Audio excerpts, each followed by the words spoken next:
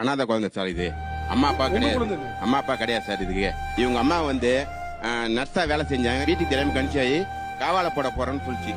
இந்த குழந்தையா? ஆமா சார், இந்த குழந்தை சார். நைட்டு பால் கூட கொடுக்கல. சரி நீ கொண்டு வந்து எங்கிட்ட கொடுத்துருங்க, நான் வளர்த்துக்கிறேன் அப்படின்னு சொல்லிட்டு நான் வாங்கி வளர்த்துக்கிறேன் சார். வணக்கம், நல்லா இருக்கீங்களா? சிறப்புங்க சிறப்புங்க. ஏய் ஹாய்.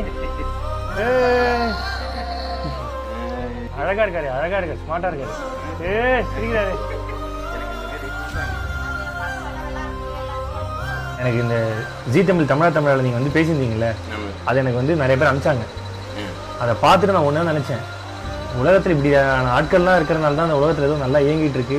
இப்படி மாதிரி நல்ல மனிதர்களை பார்த்தே ஆகணும், அவங்களுக்கு நம்மளால முடிஞ்சது ஏதாவது ஒன்று பண்ணியே ஆகணும் தான் நான் வந்தது. இதாங்க நீங்கள் ஏதோ தொழில் தொடங்கணும்னு சொன்னீங்களாமே, இதில் ஒரு 50,000 ரூபா இருக்கு, வச்சுங்க.